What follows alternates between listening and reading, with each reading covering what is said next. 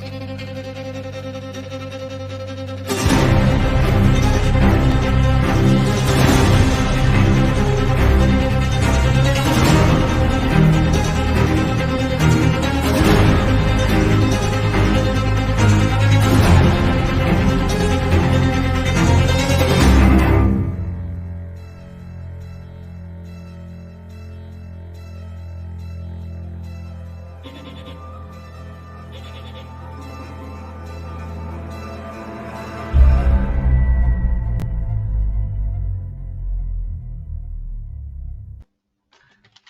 evening and welcome to another exciting show.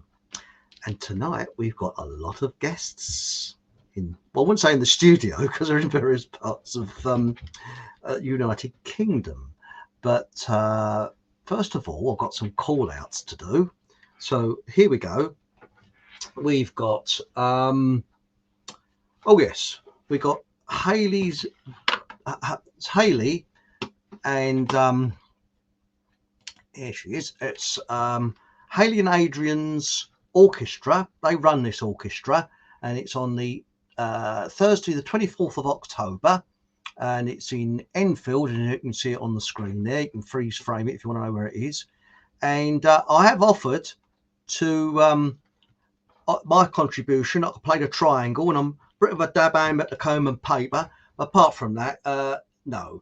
But so if you're free, and it's actually you just pay what you feel, you know, when you go into the concert, which is not bad, is it? You know, so they say a £5 would be perfectly okay.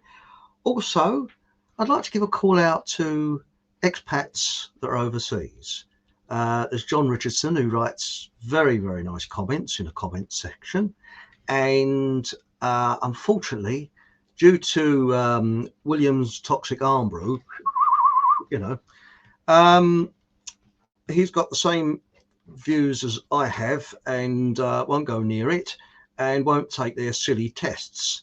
And because of that, he might be given the order of the boot where he works, and that's in, shall we say, the Far East. And there's lots of people in a similar situation. So let's have some positive thoughts to people that are making a stand and saying, no, they're not going to have the old.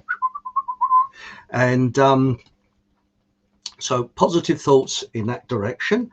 And also we've got Annie, who comes to stand in the park in Cheshunt, and she's trying to get employment, and she's gone after a job, and let's hope she gets it. So more positive thoughts in that direction. So it's time to introduce the guests. Well, hang on, my word, we've certainly got a lot tonight. We've got, starting from, hang on, I've got to add these people to the here we go. Right, there it is. Right, where is it? Right, we've got author John Hamer. Hello, author John Hamer. In Scarbados. And of course, as myself, I'm in Fockham Hall. Then we got Deb from was it Bigfoot Land or yeah, Paranormal Investigator? Yeah. And then we got author Craig Bryant from somewhere. Was it the People's Republic of Clitheroe? Aren't you? His Royal Highness, aren't you? God's own country, i.e. Lancashire. I see. It's a great honour, sir, to speak to you tonight. And also an author, podcaster, and paranormal investigator. And can you play the spoons? Only when I'm very drunk. Oh, okay, right. So tonight we're going to kick off. We're going to be speaking about all manner of things that are paranormal and things that go bump in the night. No, not your granddad's false teeth falling out. But all kinds of things like that. So who wants to kick off? Because I believe you, Deb, have had something odd happen to you. I did. Over the last day or two? It was yesterday. Yesterday? Yeah. I'd gone to bed in the afternoon because I wasn't feeling very well. And I'd gone to bed in the afternoon. And I got back up again, came down. I thought, I feel okay. And then I didn't feel okay. So I went back up for another couple of hours. The second time I went up, when I go to sleep, when I'm in bed, I start off facing the door, but I can't sleep that way. So I sort of get myself settled, then turn over and go to sleep. So I was facing the door, I was awake, and right in my ear, there was the sound really loud of Velcro and a zip going down, sort of merged together. And it went like from top to bottom. And I laid there. It was so loud. I laid there and I thought, oh my God, if I turn around, am I going to see something? Anyway, I kind of like did that, turned around, there was nothing there, but it was really loud. It was like something tearing in the air. So I have no idea what that was. But it was loud enough to make me jump. Ooh, no, that's Very weird. interesting. Now, what about yourself, Craig? Because you've had you're an author. You've written quite a few books about all kinds of strange things. Because my particular view is there are sort of like parallel universes, and maybe we're tapping into those universes in some sort of way. Those of us that are susceptible to it. What's your particular view? Yeah, well, first of all, I've written. I'm actually writing my second book at the minute, so I've only written one book at the moment. But I podcast, I do investigations. It's mainly paranormal, but I'm also interested in UAPs and any other phenomena, really, time slips, that sort of thing. Yeah, I mean, it's interesting. There's a lot of theories, isn't there, about what. Let's just look at ghosts. Okay, so what there's a lot of theories about what ghosts are, and I had an experience many years ago because I was in my late teens at the time, where I saw what I only later realised was your sort of classic shadow man or a shadow person. And a lot of theories, there are theories about, opening portals into other dimensions and about energy coming through from other dimensions, from other realms. You could call them parallel universes. I mean, there's obviously theories about parallel universes where every choice a person makes is acted out in another universe somewhere. It's that sort of multiverse theory. Now, if you've got that sort of energy going on, is there a possibility that, like you were just saying there, Deb, who knows, that might have been the start of a tear, shall we say, or a rip where something was trying to come through. So it is an interesting subject. It's not something, Chris, that I'll be honest with you, I am particularly knowledgeable about. But it's certainly something that is worth thinking about. And there's so much to do with the paranormal and everything else that we really don't understand that, I'm open to any theory as long as it's credible. Now, you mentioned UAPs. Now, please excuse my ignorance, and for people our viewers that don't know what a UAP, including myself, is, could you please advise what is a UAP? Okay, so in old money, they were UFOs, basically. Oh, I see. And it's aerial phenomena, basically. So unidentified aerial phenomena. It's just the new language really that people use for UFOs. I still call them UFOs, but if I'm doing something like this, I'll sometimes say UFOs, and people go, "What? What's a UFO?" UAP. Oh yeah, I know what you mean now. So it's just trends, isn't it? Really. Okay, thanks. Now, John, I believe you've been looking into things like time slips, haven't you? Yeah, I have. Yeah, I've just done. I mean, it's not, paranormal stuff, as you know. It's not not really my forte, but I'm interested in it nevertheless. But it's not something that I actively pursue, other than just have an interest in reading about it. So yeah, I've just been doing a little bit of research this last couple of days on time slips. I mean, I'm aware of the fact that Bolt Street in Liverpool is probably the time slip capital of the world. So I found one or two instances from that, and also, just general other ones from around the world, So yeah, at some point I will relate one or two of them. Yes. Well, yeah, I mean, it's quite interesting. I mean, the one that always fascinates me is the one in Kent, where every so often people see a Dakota DC-3 aircraft fly over. Yeah. And it's got the Normandy stripes underneath of 1944, and it crashes into a woodland. And several years ago, the emergency services were phoned to say that there's a plane crash in this woodland, and they were phoned by several people in different locations who didn't know each other. And when the emergency services got there, there's nothing there.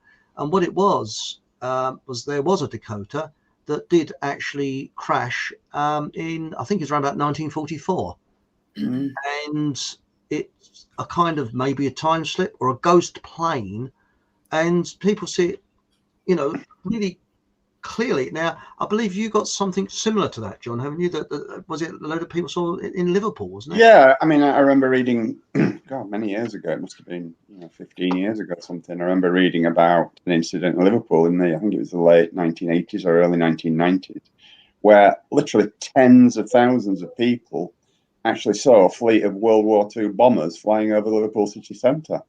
Wow. It was never reported in the mainstream, apparently, so I'm told. It was just like local hot news in Liverpool, but it never gained any wide publicity. And of course, it makes you wonder why that is. Well, not really. We know why it is, don't we? Because they don't need to believe in stuff like that, do they? But yeah, that was a particularly interesting one, especially, I think it's quite unusual for tens of thousands of people to see the same incident. You might get a small group of people, or 2 or 3 people, or just individuals usually that observe this stuff. But this was quite a famous incident, even though it wasn't widely publicised. It's kind of passed into folklore now. Yeah. Very similar to what happened in Dieppe in 1953, and this is well documented. People were woken up in the early hours of the morning with gunfire, and they thought it was some sort of battle going on. And what it was the sounds of the Dieppe raid of 1943, 10 years prior. Yeah. And that's what they could hear. And that's quite something. Now, sorry, I hope I'm not losing you, Craig or Deb. Have you any sort of similar experiences, or do you know of these sort of things where there's a kind of ghostly time slips? Yeah. Deb, have you got anything you want to say before I tell my story? You go first, Craig. It's fine. All right.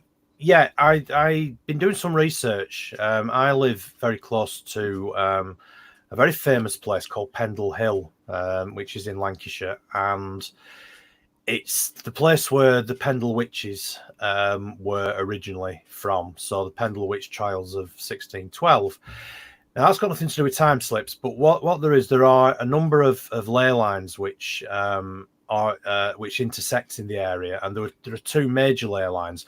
There are other smaller ones, and I've spoken to quite a few people locally about where they're located.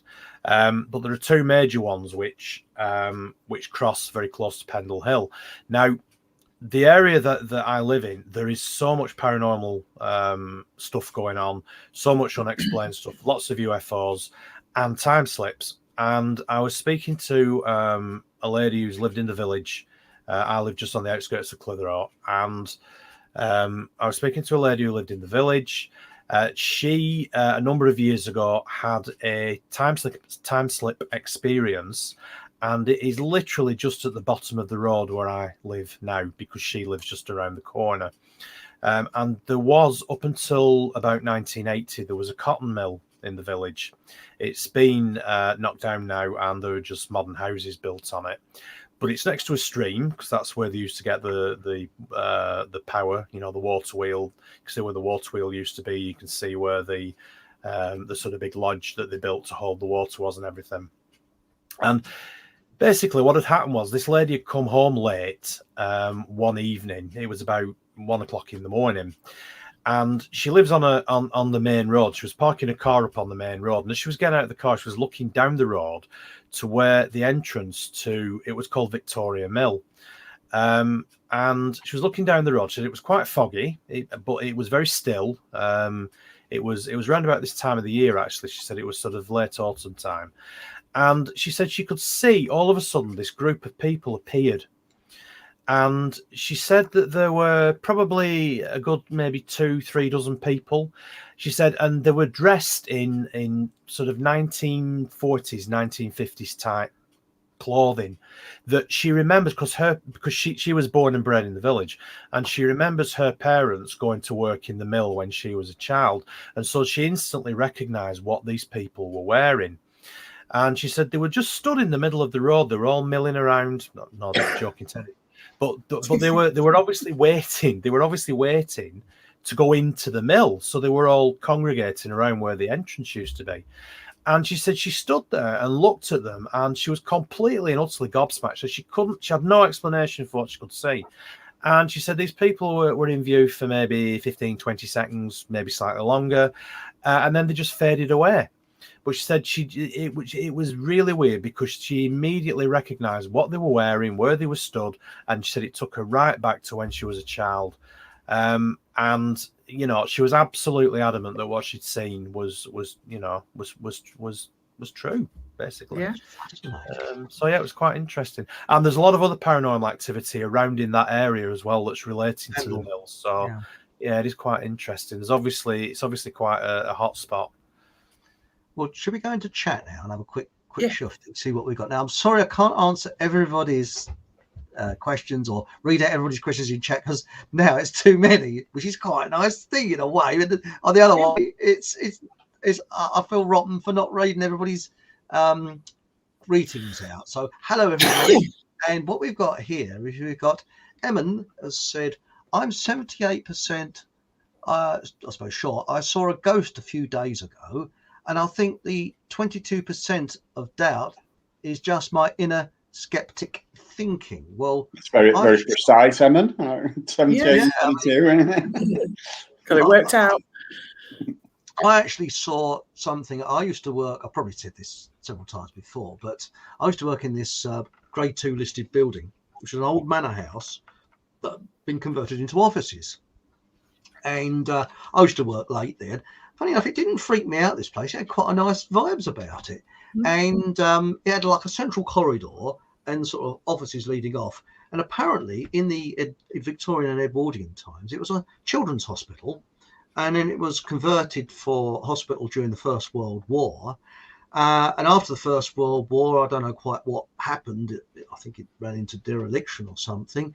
And the architects I worked for, they actually bought the place in 1971 and did it up.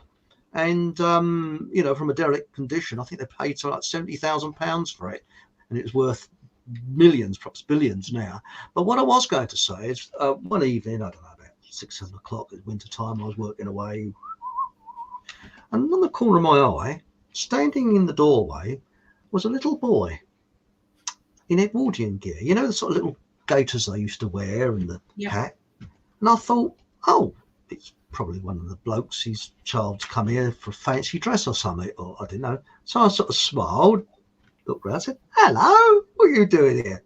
And he just went, just disappeared. I thought, didn't freak me out. And I sort of looked at the corridor and looked, it's weird. I thought, is it me? But he was there. And he was just sort of looking at me. And anyway, I told the caretaker about this. And he said, oh, yeah, that's old. I can't remember his name. He said, I'll see him all the time. He said, you know, I'll just wander around. He says, he's quite friendly. He says, he's really intrigued in what you're doing, he said. He said, when you speak to him, he just disappears. Oh, bless him. You know, I sort of think it's quite moving. But now we got here. What we got here? We got, hi, Chris. Thanks for sharing the info. Oh, that's about the. This is Andy. Hello, Andy. Oh, hang on. I better turn my phone off because it keeps dinging. So can you excuse me just one moment? Here we go. And off you go. That's it. Right. Nobody be able to phone me now. Thank you for sharing the info about the concert. It's going to be a great night. I'm not blowing my own trumpet, but I'll be there on the night. Well, as I say, you can always use my skills, you know, with the triangle. And during a quiet part of the orchestral time, if I accidentally break wind loudly, I promise not to say anything. I'll just stand up and just move my hand backwards and forwards so they know it's me, you know. So I'm very polite like that. So right, we got a good one here. We got Michelle Smith. That's got you going. It's the living that are causing us harm, not the dead. Hi, Michelle. Michelle and I had an email conversation this morning, so I said I would say hello if she said hello. So hi there. So we'll say hello. Hello, Michelle. Hello. Michelle. Right, Michelle. My mum worked in a solicitor's. I've got a slight joke about that. I used to work with a bloke whose wife was a solicitor, and I said to her, "Oh, hello, how is your soliciting going?" But she didn't have a sense of humour. Sorry. In Matthew Street, Liverpool city centre, they all saw an elderly man. I suppose that's in a suit, In a suit. just like a human. Wow, that's unusual, isn't it? Yeah.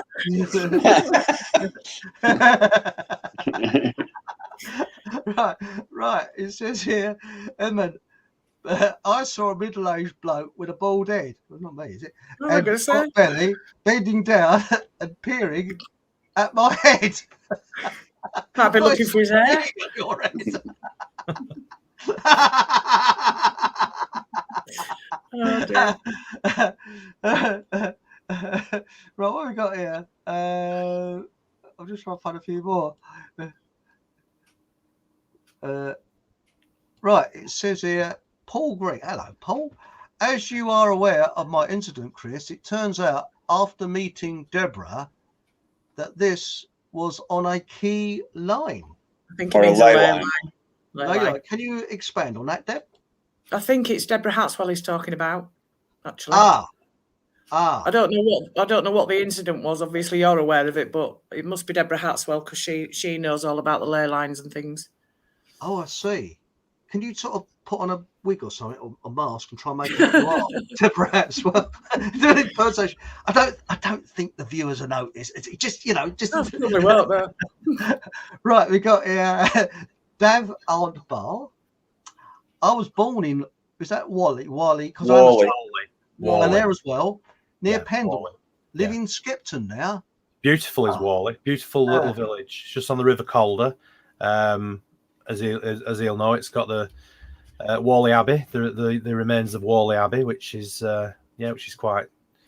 Yeah, I was there a couple of weeks ago. It's beautiful. Quite an interesting place. Yeah. There's quite a lot of paranormal activity attached to that as well. There's monks and all sorts of stuff. But Skipton, beautiful. Yeah, over the border, wrong side of the border.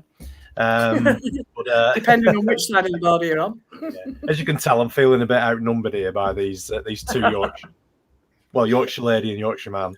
Well, no, it's beautiful Skipton, lovely market town. Yeah, It is. It's lovely. I don't like to worry you, Deb, but your door behind you has just opened on its own. That was the cat. Although I do see faces peering through there occasionally. Blank wall this is. We had a friendly ghost who blew ciggy smoke in our faces. Now that's something I want to go on to. Is ghostly smells. That sounds disgusting. Yeah. Seriously. Because the other week I told you about my sister and husband that moved into an old cottage and they smelled cooking and old-fashioned cigarettes and that because it was an elderly couple that first moved in there. And has anybody experienced of ghosts? I mean, for example, I feel the presence of people. Now, don't laugh, everybody, but everybody has a certain odor about them. Yeah. Okay. That you don't notice. But there are some people that's not particularly offensive, but some people have a sort of, I don't know, if it might have a, and I always sense my granddad when he's around, and others you think, oh, nice granddad. I mean, it's strange, and I sometimes find my mother's perfume wafting up. Thinking, I don't know, my mum's around. It's very strange. Has anybody else had that sort of experience where someone's just, especially women with perfume, you can smell? Because my mum wore an old-fashioned perfume that I don't think you can buy now. I don't know. It's not my scene, but and you sort of go, "It's mum." It's strange, isn't it? And now we got here Joe Weeks. Hello, Joe. I saw my dad the day he died at night. Interesting. Yeah. I think there's quite a lot of that. And it got it's Michelle Smithurst. Whoa, Joe, my mum passed last year. I'd love to see her again. Must have felt so comfortable. Yes, they do visit you because when my father passed over, he visited me in my dreams. I thought, I actually woke up thinking he was there. It's quite, that is quite something. I don't know if you've ever heard of a chap called is it Michael Roll? Michael, anybody? You heard of him? No. I did many years ago, about over 10 years ago, I did a radio interview with him, and he looks at the scientific evidence for life after death. Right. And he reckons that there's a huge cover-up, and we're led to believe that Marconi was the first chap to do radio transmissions, but it wasn't. I think it's a chap, you might be able to be on this one, John, was it Long or Lang, some other scientist that did? I don't know. I know Marconi was like a bit of a plagiarist, an imposter kind of thing. Yeah, he just picked up the ball and ran with it, kind of thing. Yeah. Well, that's it. A bit like Einstein. You know, the biggest plagiarist, allegedly, I believe, there has ever been. You know, but that's another story. But you don't need to say allegedly when they're dead, mate. Don't worry. Oh, sorry. Yeah. Most You're not going to get sued. Come back and haunt me. unless they come back to sue you. That's right. Yeah, exactly. Yeah. You bloody well would, I think. Right. But what we got here, we got Joe Weeks. Okay. I didn't believe it. I wasn't sure if I saw him or was it a dream. Wasn't until I said to my brother, guess what happened last night? He said, Dad came back to see you too. Yeah. Wow. Yeah. That is an interesting one, because I know that my auntie, my mother's auntie died, and she was very much into spiritual stuff because she lost her husband during the war, and she died a long time ago. And my sister and her husband were on holiday in France, and I think my sister was, I wouldn't say that close, but she knew her quite well. And when she came back, my mum said, I've got some sad news. She said, yes, what was her name now? Auntie something has died. She said, I know, I've been dreaming about her all the time, and I know she has. So that's, people get a sort of sense like animals do, you know. Yeah. And has anybody ever heard a dog's death howl? Has anybody heard that? Well, where in the corner, where we used to live, there was some excavations going on, and my mother heard it. And what happened is there was a trench being dug for the footings of some buildings, and it caved in and killed a couple of chaps. And my mother and the dogs around the area went, oh, and gave out death howl. Oh, right. I'm with you now. I thought you meant when they were dying, they were howling. I did. No. And she said it was the whole temperature in the house went down. And this was about, quite a long way away from the house where we were. And this dog, these dogs, several dogs around the area just stopped and just howled. Weird. That's weird. Yeah. But I believe that, now what's it say? We've got Sean here, Sean Hamer. If the personified self is a cognitive and sensory fabrication, how can it survive into the afterlife? Now that's an interesting thought, isn't it? I don't know is the answer. I don't either. I don't think anybody does. I just think we're all part of one big consciousness. The spirit is part of, we're just bits that have broken off, and we're in a body. That's my take on it. And then when you leave and you go back, you join back into this consciousness. Well, I think that I mean, I'm not religious, but I do believe there's an energy, a positive and negative energy, and you know, and there is a consciousness. But now, Sean, in Buddha's teaching, you don't have to die to be a hungry ghost. Any attachment, craving, desire for impermanence, and that as well, cuts out one from the infinite. Right. That's interesting. Oh well, so that's quite one. Now it says here, Paul Green. It says it was Deborah Hatswell, Chris. It was when the camper van next to me disappeared. Oh, I remember that one. Yes, she was on your motorbike, wasn't you, Paul? That was the one. Oh, that one. Yes. Yeah. And we got here. Sometimes I smell a burning smell. Lasts for about 20 seconds. Yes, that's Michelle. I sometimes get that. Has anybody else got any experiences of that? Only when I burnt the toast. Oh, yeah. Oh, your trousers are on fire. Yeah.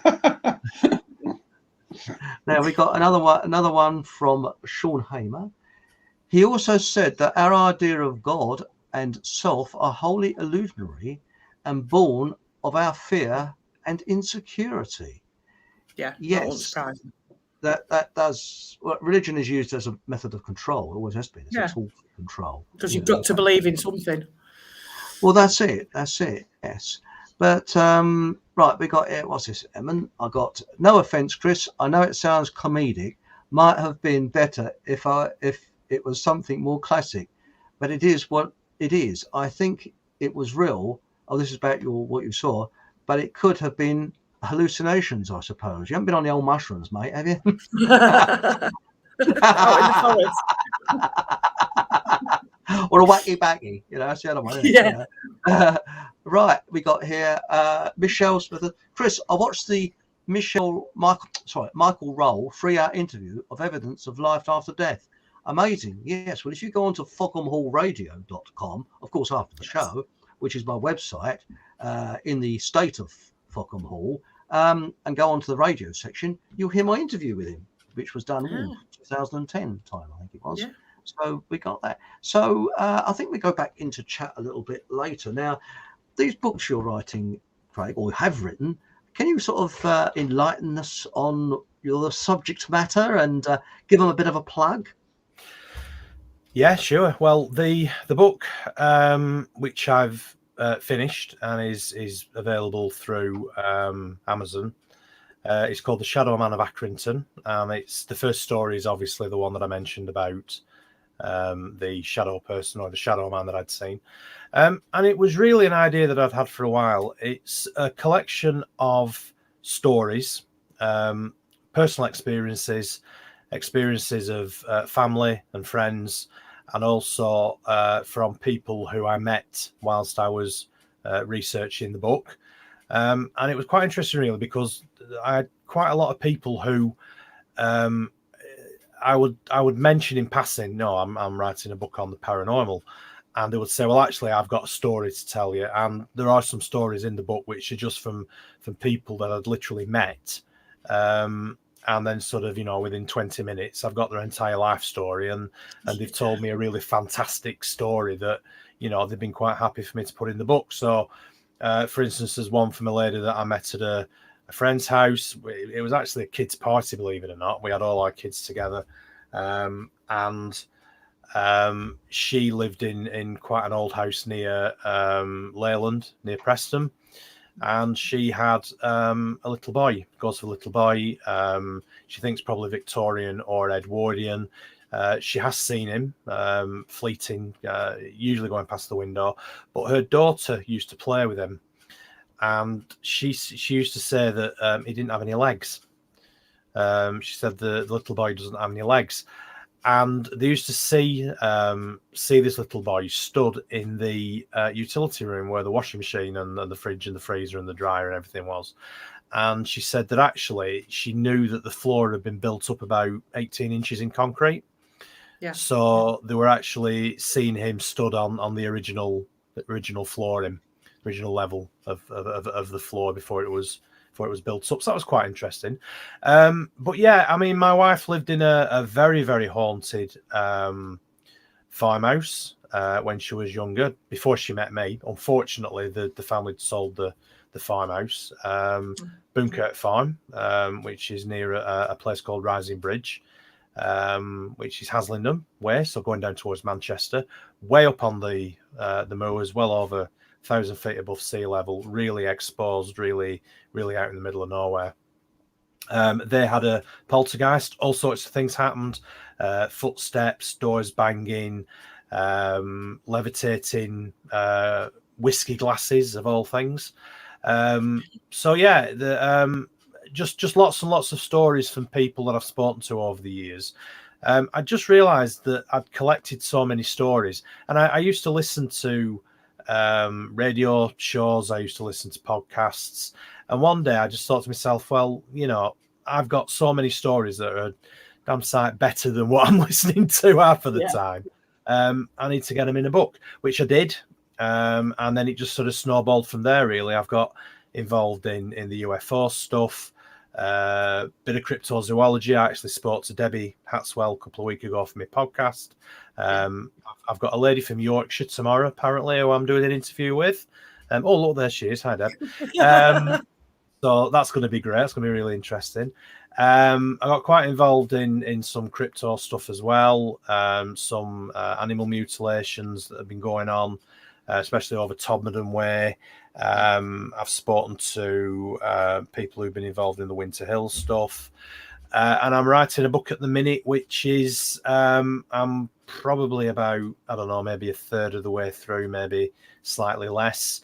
I'm doing some research into the Pendle witches, not so much the actual trial that went on at Lancaster when they were all marched up to Lancaster, but more what went on when they were being interrogated actually here in Lancashire, and sort of comparing the records of that particular case against other well-known witch trial cases. So, for instance, the Berwick witch trial case, which was one that James I was really got involved in, and it was that really that sort of set him off on that road of writing the demonology book and getting involved in witchcraft and everything else that followed. So I'm looking at comparing, how these different trials were conducted. And again, sort of local stories. I talked to people around here, around the Ribble Valley. There is just so much stuff. I'm doing a chapter on haunted pubs and inns. There's one in the village where I live. There's one down the road, not about a mile away. I mean, they're all over the place, and you just need to talk to people, and most of the time they're quite happy just to tell you what they know. And I don't think there's that stigma attached to it anymore. I think people are quite willing to open up and as long as you come across as serious and credible, I think people will talk to you. So yeah, I'm collecting loads of stuff. That's all going in the second book. I was hoping to have it out by Halloween, but it's not going to happen. Hopefully by the end of the year. But the way I look at it, it's not worth rushing these things. You've got to take time, get it right, get the book right. I've got a lot of photographs and stuff and a lot of illustrations that I want to get in this one. So yeah, hopefully by the time it's done, it'll be worth reading. Excellent. Brilliant. Now, what time's this program tomorrow with Deb? Because you're going to do is it a live podcast or a live video? It's just a recording between myself and Deb, but it will be going out on my podcast, which is called Paranormal Pendle Podcast, and it will be out Thursday at the latest. It's available on all podcasting platforms, and there's a link to it on my website, which is I might as well plug it now. It's craigbryant.co.uk, so you can just follow a link there, and it's on iTunes, Spotify, the whole lot. It's also down in the comments section. Is it? All right. Okay. I can't see the comments from where I'm looking. So, but no, that's great. So yeah, that should be out Thursday, hopefully. I've spoken to loads of really interesting people. I did Debbie Hatswell, the last one. I've done Paul Sinclair. I've done Simon Entwistle, who's a local tour guide in Clitheroe. He takes people on ghost tours of the town, and so on. So yeah, I've done quite a few interesting people. Well, I'll tell you what gets me is when the media get involved. And there's one program that I really couldn't stand, and that is Most Haunted, because that was so hyped up. It's unbelievable, So it's is that Nelly knocking for dick and all this sort of stuff? And I don't want to rephrase that. And that's just psychic, It's like, hang on a moment, yes. I think you bought your jumper from Marks and Spencer's. Why? Because it's on the back idea it was that sort of podcast. They couldn't find anything haunted. I think they made it haunted. Look. The last time I watched that was actually an investigation at Pendle Hill, and because they weren't getting anything, they started taunting the spirits, and that's when my telly went off. Yeah, but I'm not watching that. Yeah, I mean that was a live. I think it was a live one, wasn't it? Halloween. Yeah, over a few days, couple of days. Yeah. I mean, it was just absolute rubbish, you know. They suddenly started channeling. Who was it? Was it Demdike or Chattox or one of them? You know, Something just like that, amazing, yeah. just amazingly on Marie Halloween. Antoinette is the usual one, isn't it? You know. Yeah, I mean, Yeah. there is. Marie Antoinette. People are always reincarnated as from reincarnation from their past life was Marie Antoinette. She had so many past lives, unbelievable, wasn't it? You know, I thought they'd be a laboratory attendant in Paris or something boring, like a road sweeper or something. You know, picking up dead dogs and.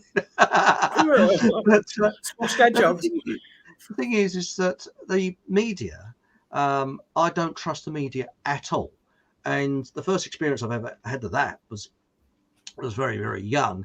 And my granddad, he actually witnessed an incident happening. And what it was a dormobile skidded off the road, went straight through a plate glass window of the coffee shop he was having a coffee in. And luckily nobody was killed or hurt. But it was right opposite, the other side of the road was the newspaper offices. And it was in July. So all the newspaper people were all sort of looking out the window. So it was a story, local story that just dropped on their lap. And I'll never forget it. I went to see my granddad and there it was, you know, in the local rag. He opened it up and he said, "This is a pack of lies, absolute pack of lies." And he read through it because he was an eyewitness. And he said, the journalist that wrote this must have turned up about an hour afterwards when it was all cleared up and just made it up. But newspaper offices were opposite. They still couldn't get it right. And I could go on for a long time. And quite honestly, local newspapers, well, don't start me off on that. They just get me. They can't get anything right because I was promoting a book once and I actually sent them a press release. So all they had to do is copy it out and they still got it wrong. They still put their own artistic bits in it. And as I say, but the big problem is that the media, I think they sometimes deliberately put things in the works to corrupt things. Like, for example, what used to annoy me, a perfect one was BBC. They did a thing on Bigfoot. And for the first half hour, you think, oh, blimey, this is interesting.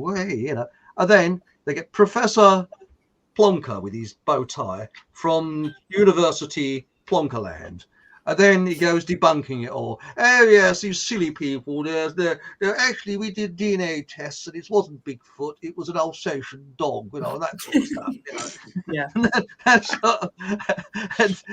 And this is what annoys me. The BBC. Well, I haven't got a television. I haven't had one for 10 years. But when I used to watch it, it was always debunking. Always anything like that.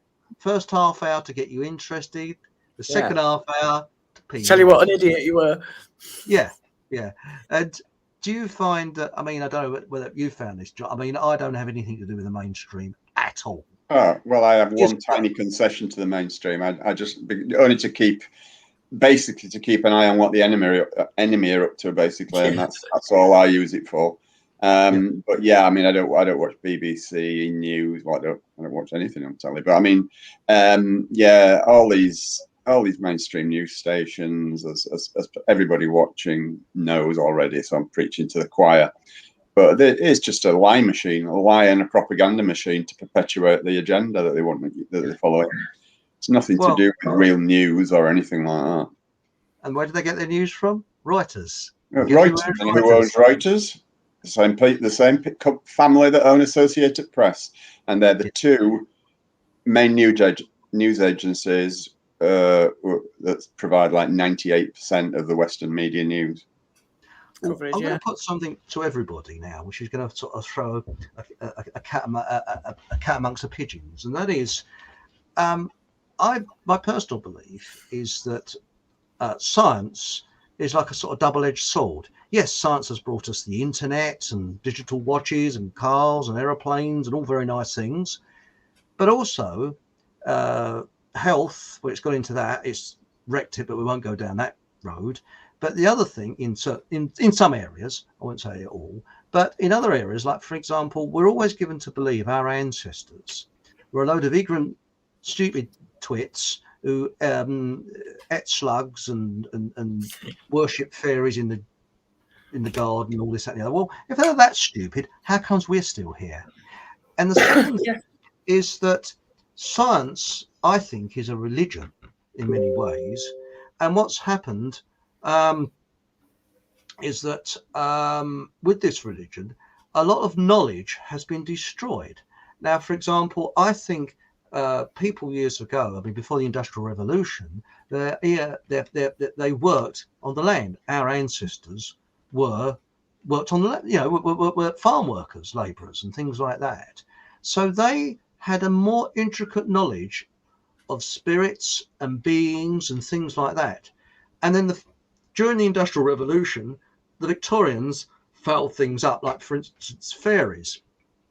Yeah. Now, did you know that Lord Dowding, who was Fighter Command, head of Fighter Command during the Battle of Britain in 1940, he was a bit of an embarrassment to what was then the War Office, which is now the Ministry of Defence, because he believed in fairies. And he actually started a society that believed that fairies helped to pollinate the plants.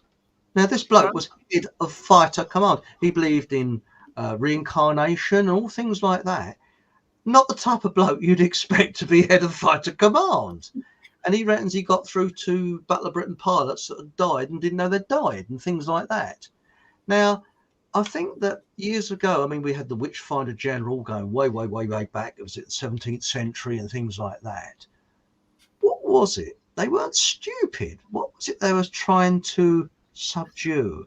And what ancient knowledge did our ancestors have? Because again, they couldn't have been that stupid, because we wouldn't be here talking today, would they, if they were that stupid?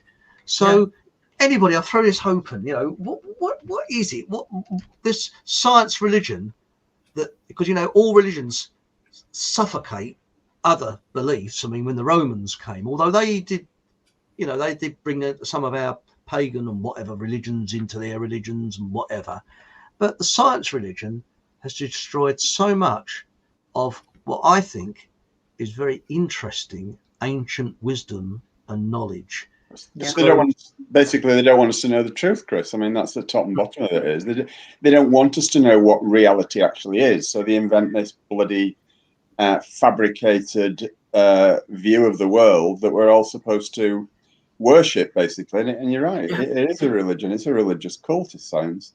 They don't tell you anything that is worthwhile or true. It's all a pack of lies. I mean, the whole of reality, I think, is certainly a pack of lies. You know, things like outer space. I mean, I don't even believe outer space exists. I just think it's absolute.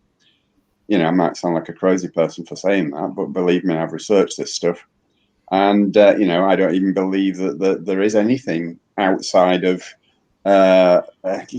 you know, the dome, if you like. You know, being a flat earther as I am.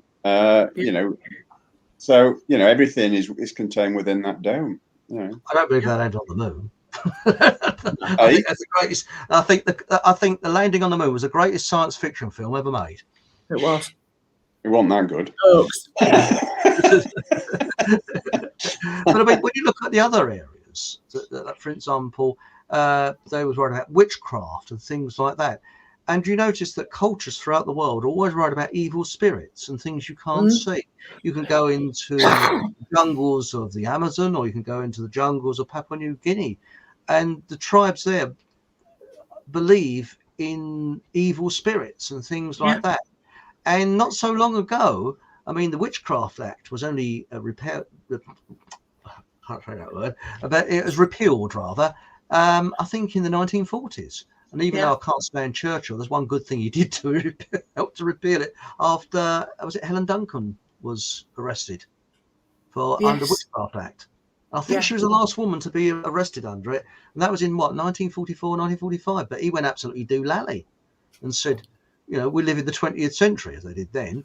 And we don't, and he repealed, and that's one good thing he did do. But she was actually killed, I think, in 55, 56. You have to look that up on Google. But the thing is that what is this other area of reality that even tribes that have never met each other throughout the world seem to know about? And what is it our ancestors knew about that has been covered up? And as John's just quite rightly said, we're being told, excuse my language, put your fingers in your ears if you worry about it. We're told a load of bollocks, basically. Yeah. And I mean, have you found that, Craig? Because the only way they can control us by disassociating us from reality. And the reality is that we are very powerful spiritual beings. Yeah. And they want to shut that down because it protects them. If everyone realized the power that you possess as an individual and as a collective, if everyone realized that, these bastards that rule over us wouldn't stand a chance. And they know this. There's 7 billion of us and only a few thousand of them, and this, so they've got to create this fake reality where we believe that we are just nothing, a tiny speck of nothingness in a vast, unending universe, and that shuts down our power, in my view. I mean, that's a very kind of very brief synopsis of it, but basically that is what it's all about. That's why we get taught lines like the Big Bang and the big vast universe and evolution and all that. It's all absolute bullshit. Absolutely. So, John, can I ask you then, what's your theory about dinosaurs? Dinosaurs never existed. Dinosaurs never existed. That way.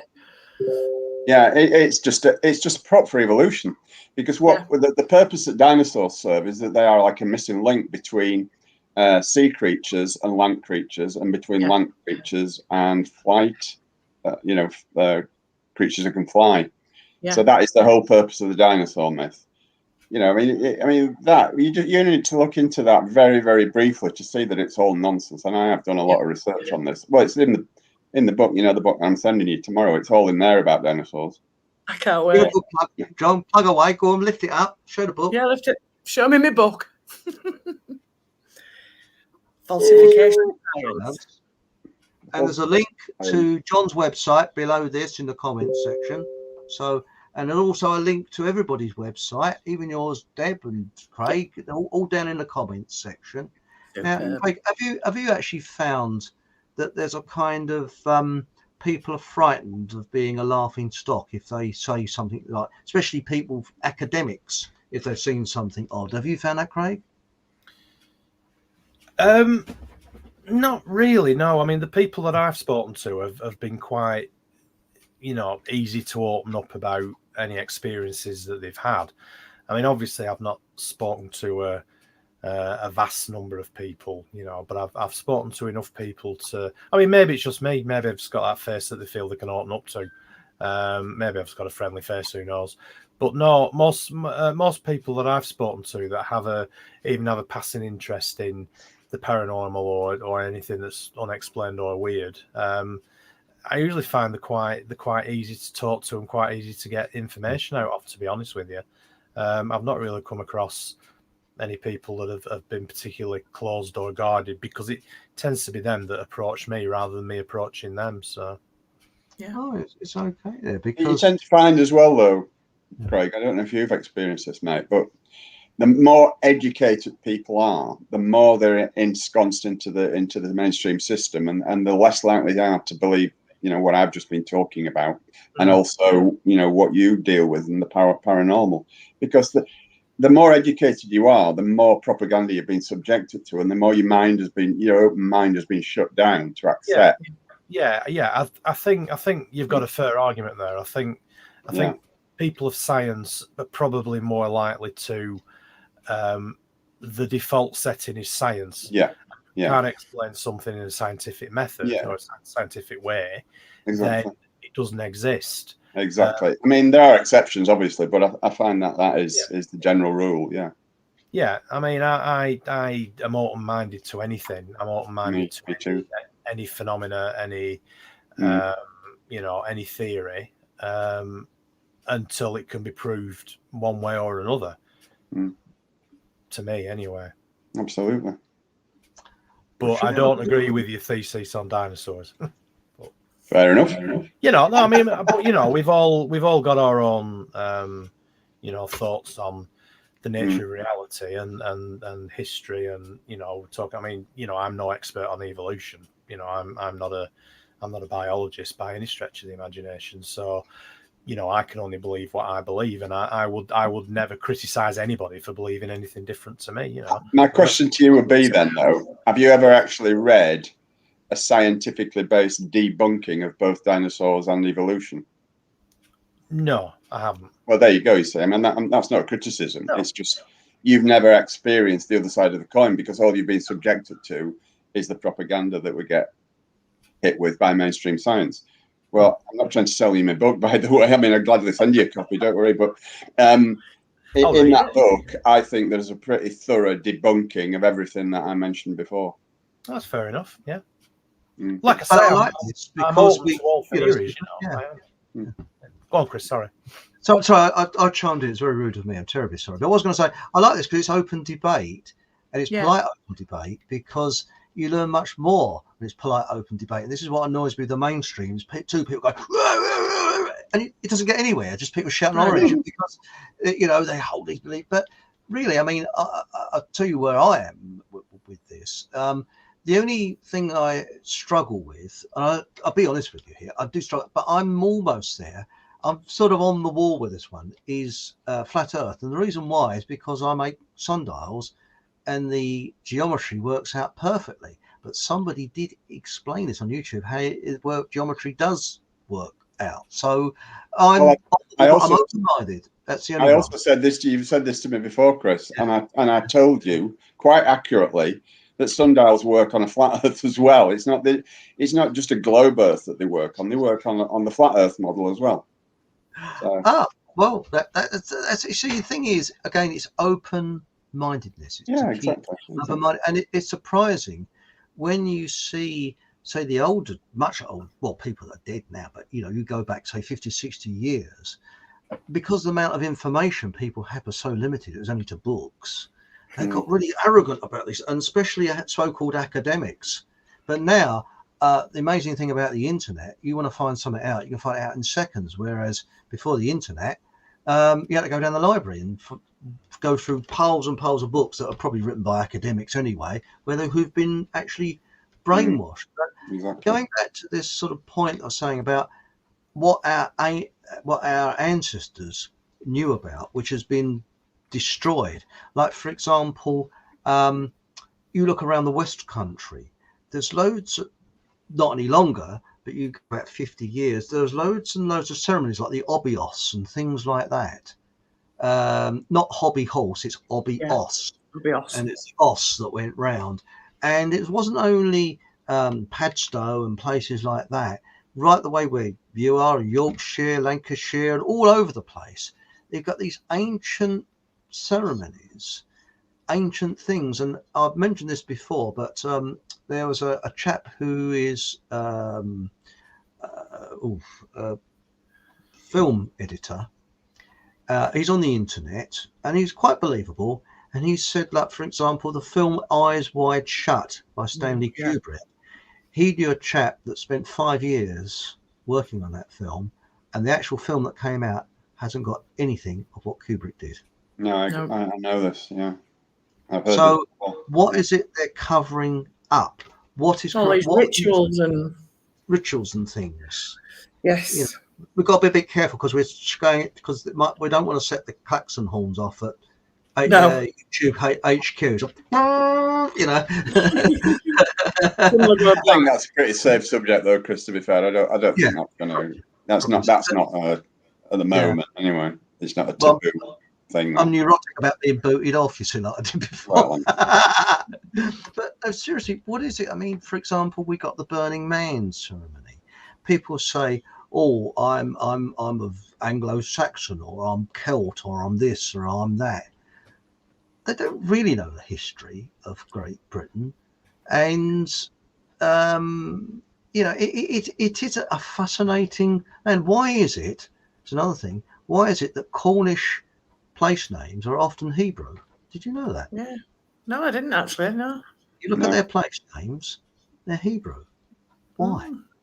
And why is it they believe that the Egyptians actually got to Ireland?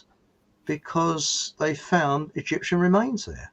They found these burrows and things like that. And did you know I don't know if you heard this. There's lots of strange annotations on the walls of some of these burrows.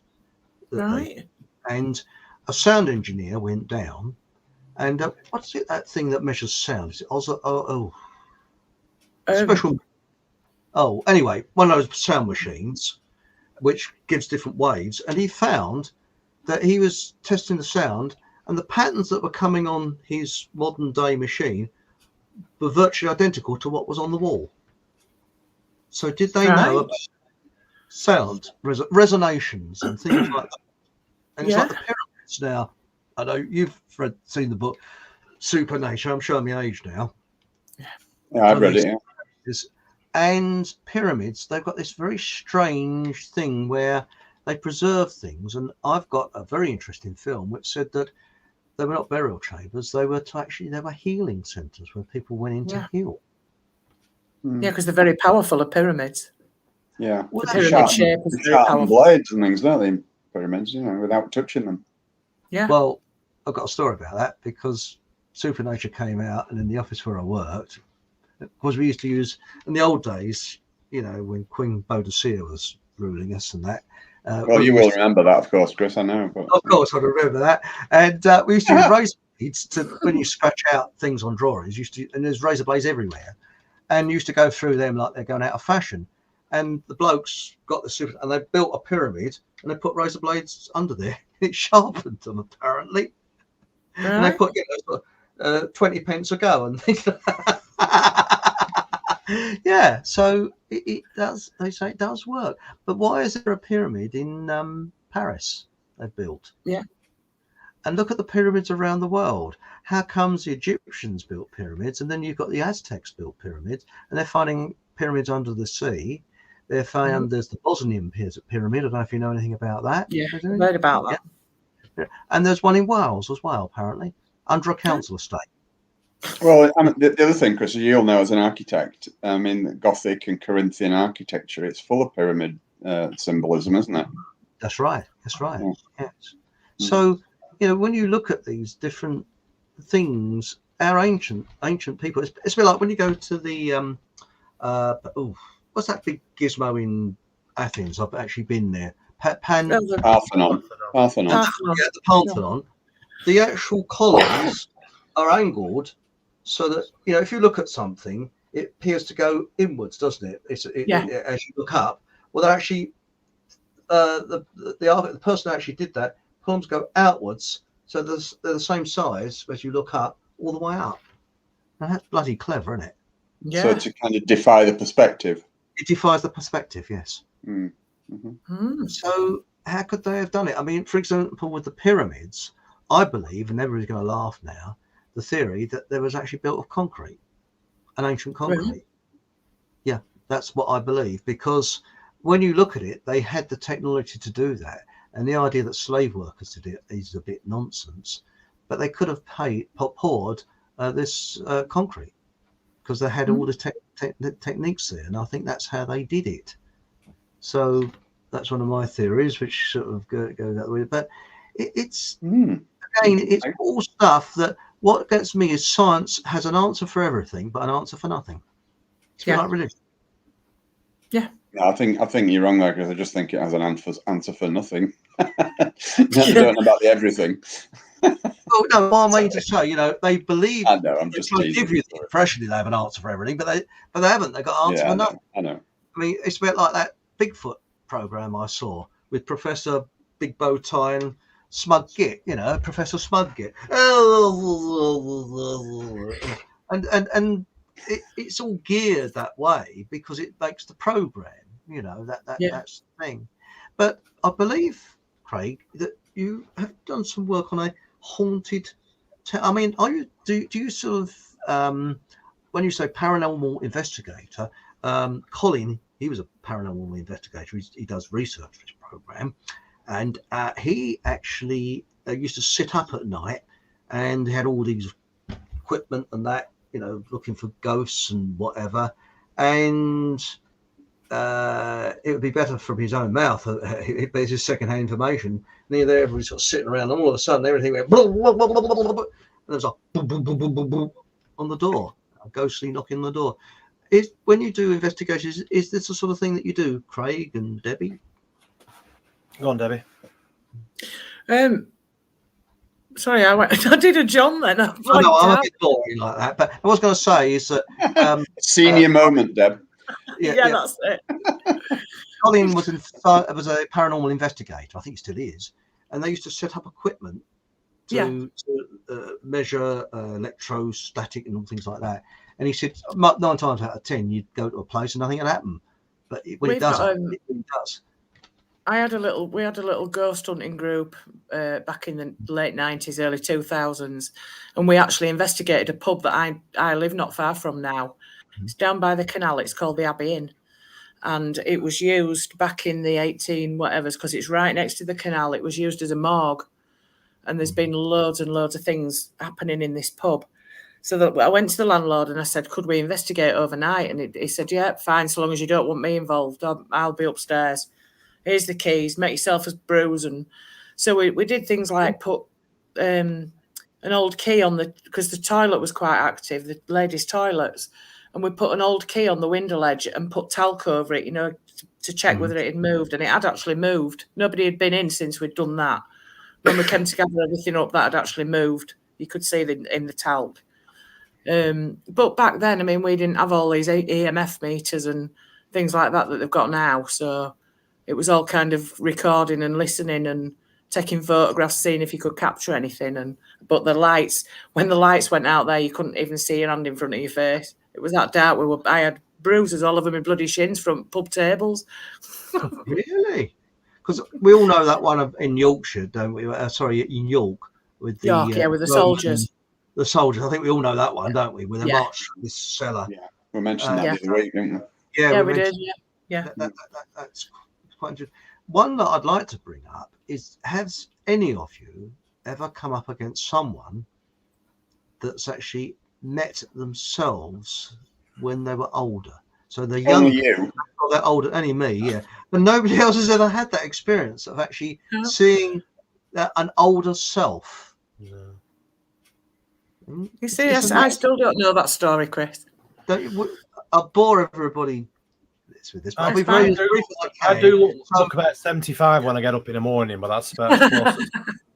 Well, go and make a cup of tea if you've heard this before, but I won't go into the full details of it. But when I was about, I don't know, must have been about 12, I was going through a very stressful time, and it really was stressful. But I won't go into the full details because it's on a previous program. And I was coming home from school, and it was a sort of springtime, and it's about 3:30, getting on for 4, when people are out at work. It was empty, and there's no one around, and I was really stressed out. And I was walking along, and the birds were singing. Beautiful sunny day, nobody. And I was always told by my parents that if you see a stranger coming towards you, cross the road, especially if it's a bloke. Just cross the road. Well, I saw this character coming towards me, and I say everywhere was deserted, and I lived on a housing estate, but it was an oldie worldy housing estate. They're like little country cottages. It's a really pleasant sort of place, leafy suburb. So anyway, I was walking along, this character come towards me, and I never forget the words. And then for some unknown reason, somebody told me to carry on. This character didn't mean me any harm. And suddenly he stopped in front of me, and I stopped. And he said, for such a young person, you look as if you've got the world of worries on your shoulders. And when I looked, it was me, aged about 80. And I'll never forget this. He had a reporter's coat on. There's old sort of reporter's coats. Strange pointed shoes and a trilby hat. And I sort of looked, and as he passed me, he winked and said, "It'll pass." And when I looked round, disappeared. Gone. And what happened then, pineal gland here, headache. And it was really sort of, and then all of a sudden, the solution to the problem hit me. Yeah. And somebody said it was probably a guardian angel. I was just going to say that, yeah. But the very strange thing is, about 20 years later, I was working in London, and it was a fashion at the time with the reporters' rainbacks and that. and I didn't think of it. I bought a pair of pointy shoes, a reporter's rainback, and exactly the same as what this character was wearing, which was me. Yeah. That's really weird. So, but nobody else has met themselves. I'm about the only person who's met themselves. But Yeah, that's... but when it passed me, just winked and said, "It's so calm." It's a strange phenomenon, that, isn't it? Because when you think about it, it's like it kind of suggests that time is circular, doesn't it? Because you know, yourself coming back. The older you sees the younger you, and then the younger you becomes the older you, going back to the younger you, and then so it's just a cyclical thing, isn't it? Yeah. On a future program, I've still got the back and I've still got the shoes. I can actually show them to you, and I've even got a trilby hat like that, because that was slightly fashionable for a short amount of time. But you're preparing yourself, really, aren't you, Chris? Sorry, you're preparing yourself, aren't you? I'm preparing myself, but that is really weird, and nobody else has had an experience like that. I've had a doppelganger experience, but not really of friends that have seen me, but not just me in my favourite clothes. Because I got accused twice in the space of 2 weeks of ignoring two people that I would have stopped and talked to. So they should have known it wasn't me. And one of them was in the big Asda near us. She said, I was coming towards her. I was less than 2 feet away. She said hello to me and I just looked straight through her and walked straight past. And then the next one was up in a little town called Pudsey. And apparently I was at the other side of the road and she shouted across to me, did this other person. They were totally unconnected, these two people. Didn't even know each other. I was friends with them, but they didn't know each other. And she shouted across to me and I carried on walking and staring sideways at her and then turned my head and just carried on. But she said, at the time I had this long check shirt and jeans and boots and it was my favourite outfit. I was really peed off if I had to put them into a wash. But apparently both times that's what I was wearing. And yet you weren't actually there on that day. I was at the other side of Leeds at work all day. Right, yeah. Both times. It's a bit As worrying. I said, don't you think I would have said hello if, my eyesight's not bad. If it had been me, I would have said hello or crossed the road or no. Yeah. Very strange. And it was only those two incidents. That's fascinating. Well, shall we go and have a quick sniff into chat for a little while before we zoom off? Okay, I don't know if there's anything you want to add to that, Craig, John, or Deb? No, I was going to talk about time slips, but maybe another time. I mean, we've done other stuff, haven't we? But... Right, let's have a quick look here. We've got here Paul Green. And if you see anything, fellas, in chat you want to bring out, just say, and I'll try and find it. So I think I mentioned, this is Paul Green. I think I mentioned this before, but at secondary school, I saw a shadow figure behind a boy. A few days later, his dad found him dead in bed. Ooh. That's creepy, that is. Yeah, it's a bit creepy, that. I got another creepy thing. My dad was into numerology big time, and he predicted D-Day and things like that. And during the war, he was in Malta siege. The fellas were, they couldn't get supplies through, but his sister sent him a book called Horoscope. And until the day he died, he tried to find that book, Horoscope, because unfortunately it got stolen during the war. But he studied out numerology because he had a very calculative mind. He could have been an accountant, actually. He was brilliant with mathematics and that. And he found that with numerology, it's very, very uncanny. Like, for instance, World War II was all 3, 6, and 9s when you look at it.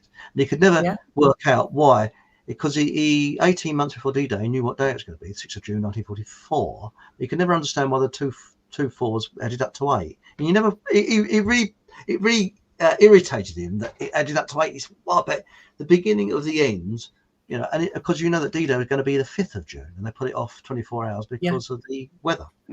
Yeah. And when they was going over on the landing craft, on the ships, ready to board the landing crafts, my uncle said to my dad, "Good luck, Dave." He said, "You're only 20." He said, "You're only a day out." That was amazing because he remembered the forecast that he did. He said, "No, it's going to be delayed 24 hours." And all of a sudden, over the loudspeakers, the second front, it wasn't known as D-Day then, will be delayed 24 hours. So, because they you know. But anyway, I was going to say, when he was in Malta, he said to a chap, he looked at all the numerology and that, and he said, tomorrow it's going to be quite an event happening in your life. I said, oh, okay. And then the day after, somebody said, did you know that chap that you said quite an event's going to happen? Yeah, he was killed. He was killed yesterday. Oh, that is quite an event. And he said, I'm never going to do it again.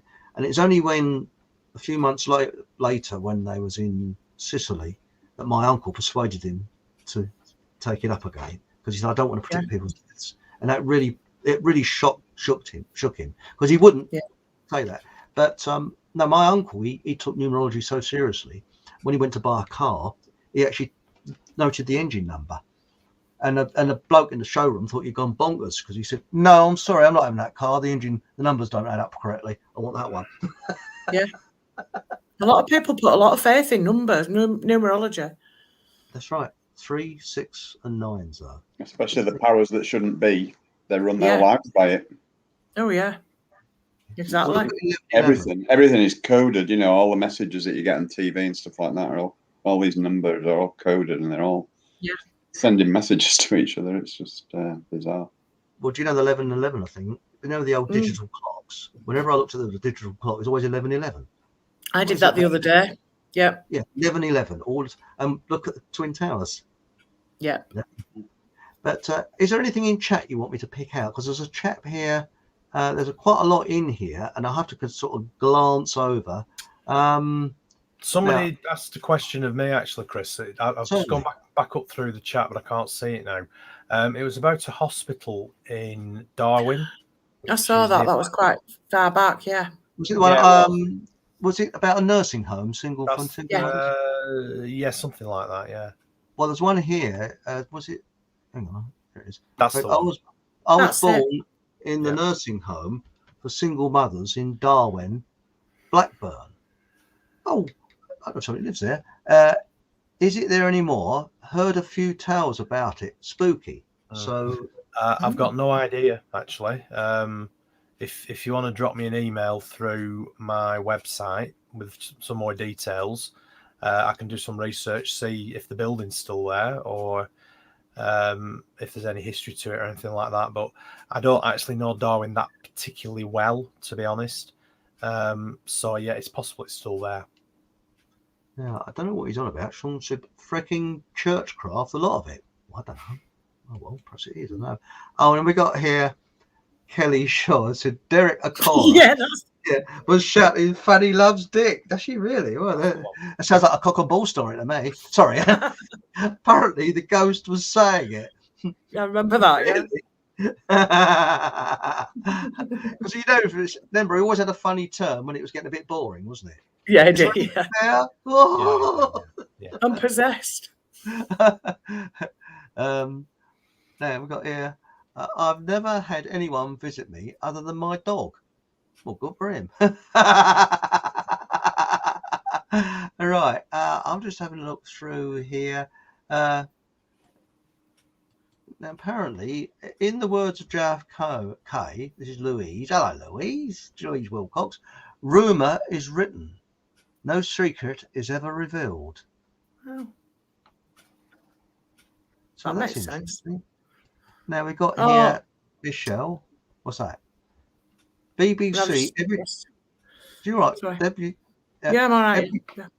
Every time I happen to accidentally come across it, I can see the lies.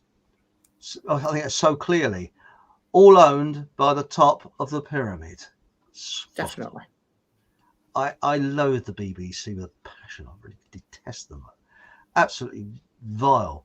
Now, this is interesting. Was it? I found out, this is Emin, found out the Alawites in Syria, as said the ruling family, believe in reincarnation. So do the Druze and Yazidis. Also in the Middle, and them and all. Also in the Middle East. That's interesting. I just saw a comment there by Blank Wall. Check out the Skull Experiment on YouTube. I read the book about that. The paranormal group that used to meet in the cellar and do all these experiments, and they apported coins and newspapers, and it's an amazing story. The skull Really, experiment. the skull experiment, because I know that now I'm showing my ignorance here. There's a crystal, the crystal skulls, isn't there? The glass skulls. Yeah, yeah. But that's fascinating. What's the gist of the skull experiment, Deb? What's the what, love? Sorry. What's the gist of the skull experiment then? Never heard of it. They set up like a little spiritual group, and they wanted to prove somewhere. There's a place called Skull. Is it in Norfolk? Somewhere like that. Don't know. They wanted to prove life after death. So basically, they got in a cellar, and there were no windows in this cellar, so it was dark. There was nothing to interfere with anything. They set up all sorts of experiments, like locked boxes with rolls of film in that hadn't even been opened. You know, when they came in the packaging, they'd put them in a locked box in the middle and ask the spirit to come. And when they developed the photographs, there were pictures of places, St. Paul's Cathedral, famous people, all on this roll of film that had never even been opened. But it's worth reading the book if you're into spiritualist stuff like that, because it's just phenomenal. There were coins coming in, there were newspapers that had never even, it was like they'd just come off the press. They'd never even been touched, like brand new from 1800 and something. But yeah, it was really good experiment. I'll look at that now.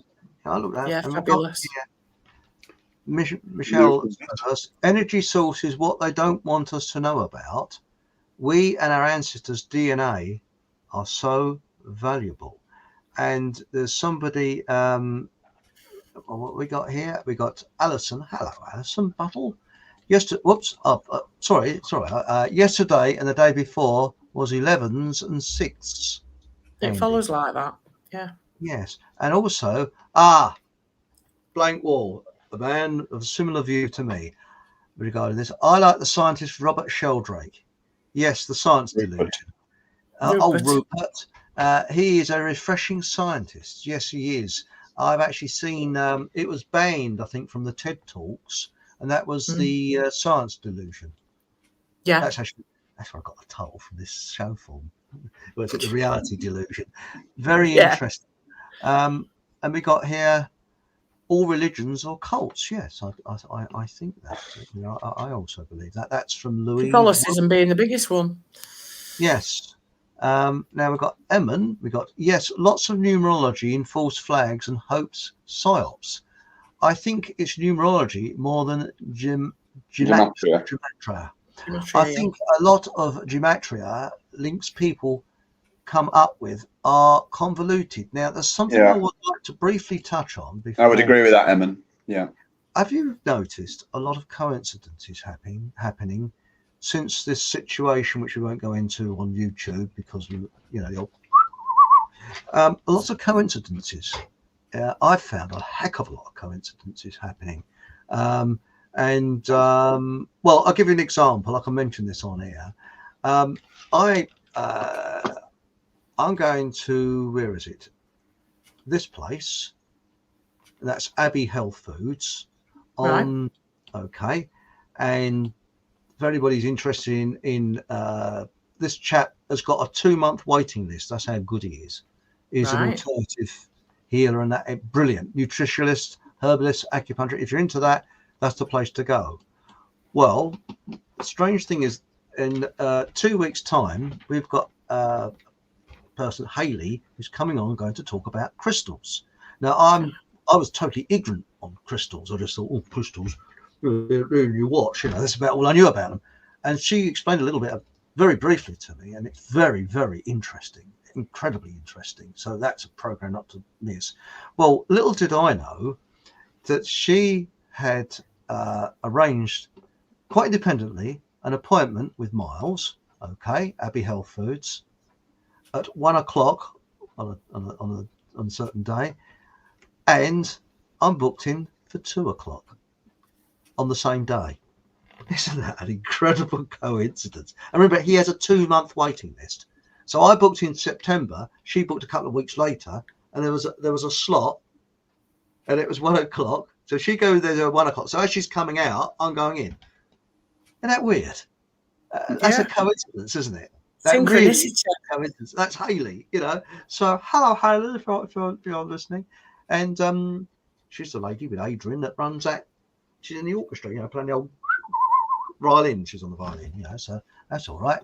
So blue violins, Chris. That's very interesting. Sorry, yes. No, I think one's on the trumpet. No, she's on the violin. And what does Adrian play? I think he's on the trumpet. I don't know. Anyway, you have to go there and find out, won't you? And but no, isn't that an amazing? That is an incredible coincidence. And now, before we round up, what we've got here, was it? Here it comes. Michelle, not linking with DNA and criminality, that's separate. Yes, they're making out they want all our DNA, but they're not telling us the truth while they want our DNA. So that's it. Right. So, I think we want to round up with a few plugs for websites and books. So who wants to, hang on, here he is. Andy B, I am on the trumpet, Chris. So I was right going on like that, you know. The old fiddle. Sorry, and if you want me on the comb and paper, I'm pretty handy on that, you know. So Get your kazoo out. Actually, funny thing is, all my family were musical. They all played musical instruments. I'm the only one that never took it out. Strange, isn't it? You know? Yeah, I'm absolutely stone deaf when it comes to singing. I think a foghorn sounds better than me, but I do get some of the notes right. But not necessarily in the right order. No. Right, so who wants to do a plug first? Come on. So we've always got some smart ass. Here we go. Alison Buttle, not be rude. I used to play the recorder. Yes, so did I. Badly. Who the bloody hell? When you come to think of it, have you ever heard of an orchestra playing the recorder? Or anything like that? You know? No. It's supposed to be like an introduction to woodwind instruments in general, isn't it? You know, it's like a kind of a, you know, like an introductory thing. Yeah. Now, it is a very weird coincidence, Chris. This health workshop. I can't get over it. It's such a weird coincidence. We will let you know if we have an opening for the triangle. Well, that's very kind of you. And Yes. you know, and I'll be very polite if you know what I said earlier. Right. Now the thing is, so who wants to do a plug first? Do you want to do a plug, ladies first? Do you want to go, Deb? I'll go then. Go on then. So Right, plug away. I'm plugging now. I've got 2 books out. Life is Strange and Life is Stranger, both available on Amazon Kindle only. I'm a member of Codes of the Unknown on a Facebook group. We've got a website, www.codesoftheunknown.co.uk, and also the YouTube channel. Obviously, I'm part of BBR with Deborah Hatswell. If anybody's got any stories they want to tell me, feel free to find me on Facebook. Right, and I think it's down below in the comments section. Your right. Link is. Yeah. Okay. Right. I can see Craig there getting a. So let's change the subject and go on to.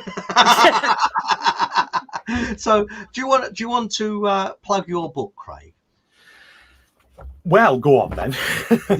No, you've asked. Okay, no, you don't really, do you? No. The book is called The Shadow Man of Accrington. It's available on Amazon as paperback and also on Kindle, and it's free if you've got Kindle Unlimited. There's a link to it on my website, which is www.craigbryant.co.uk. Paranormal Pendle podcast. I am interviewing, wrong way, this lovely lady. There you go. This lovely lady tomorrow. And there's a link on the website for that as well. I've got Facebook page, Twitter, and YouTube channel. All the links are on my website. And if you want to drop me a line, you can do so through the website. Send me an email through there. I pick them all up, read them all. I'll reply to them all. If you've got any stories you want to tell me, any feedback, anything at all, just drop me an email and say hi. Brilliant. Love to hear from people. And that's my plugging over with. Thank you. That's all right. That's right. Now, John told me he doesn't want to plug anything, so. Cool. So plug away, John. Again, there's links to Deb. Well, first of all, I'll just plug Deb's books, because although I've not read them yet, Deb, I do apologise. I keep meaning to, but I've been so damn busy this last 2 weeks. But just to give everyone else a little bit of encouragement, I have both books, and I'm really looking forward to getting into them when I get a moment. So that's Deb's plug out the way. Now, yeah, I've got, as a lot of people probably that are watching have known from past episodes, I've got 7 books. I'm currently writing the 8th one. If you go onto Amazon and just search for me, John Hamer, you'll find my Amazon page. All my books can be bought there, or alternatively, if you'd like signed copies, I think Chris is going to put my email address down there. Is it always down there, Chris, my email address? Just one moment. I can shove your email address up here. Was it banners? We've got you here somewhere. Oh, here it is. Wallop. There it is. The one. That's the one. So freeze frame. So if anyone wants to email me, exactly the same as Craig there. I love to get your emails, and I always reply. I try to keep it,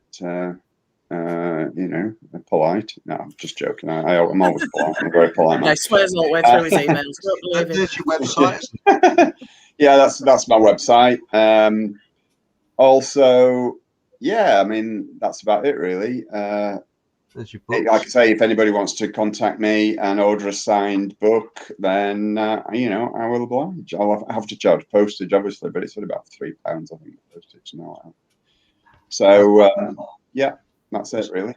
I'm sorry, Deb and Craig. I could have actually put your emails up on the screen if I'd known beforehand. But sorry about that. But you just have. So but you've explained them on the air. But or we could put them down in the comments section after. But they'll be able to find you because it's all in the comments section. And of course, with myself, it's FockhamHallRadio.com, broadcasting from the independent, smallest country in the world, unless you know otherwise. And you'll be pleased to go, if you go on there, you'll see free of charge the latest issue of the Fockham Hall Times. Award-winning journalism. And you know who gave us the awards? We did. And there's John on there, and myself, and that. And of course, if you like our programs, you can buy us a cup of coffee, and I'll share it out amongst the people down below. But you don't actually buy us a physical cup of coffee. It's just a few bob, well, so long. And that just leaves me to say thank you very much, everybody, for joining us tonight. Join us every week, same time, 8 o'clock UK time, live. And next week, we're due to have a very controversial person on. I can't say yet because he hasn't got back to me, John. So that should be interesting. And the week after, we've got Hayley talking about crystals on them. And the week after that, we've got survivalist Dave on the show. Ooh. And in between, which is very interesting, how to survive, sort of. He's not going to be eating live scorpions, is he? Sorry? He's going to what? I said he's not going to be eating live scorpions or anything, is he? No. No, they'll all be dead. No, it's any sort of cooking techniques of how to roast MPs and things like that, Right. Yeah, it's smart stuff, and the best type of rope to use when you're lynching them. But I think bungee rope is the best because you see go boing, boing, boing. Yeah, get more for your money. Topical. That's right. In between, we might be doing some controversial, topical. Sorry, what was that, Craig? Controversial but topical. That's right. Yes. And also, we've got our naughty show, which we haven't done much of, have we, John? Which we talk about naughty topics, not tits and bums or anything like that, but we talk about things that would set the klaxon calls off, and Facebook and we should do that this week, mate. Oh no, not this week. Maybe next week we should do that.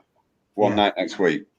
Yeah, we do it where you can be a little bit more say a few Well, more things. I think we should talk about the real history of the first half of the 20th century. I think that's particularly thought-provoking and controversial. Would we be able to get a word in edgeways, though? Not with me, you wouldn't know, because I'd just I talk. I'd want to listen. Well, thank you very much, Deb, Craig, John, joining us tonight. And Welcome. also, the You're welcome, really as always. nice people in comments. Thank you so much. I'm really proud. Thank you very much. It's really nice to have such nice people in comment, and also people who make comments afterwards. It's very, very good. And as I say, whatever happens, have a laugh. And thank you very much. And good night. Good night, everyone. Night. Good night.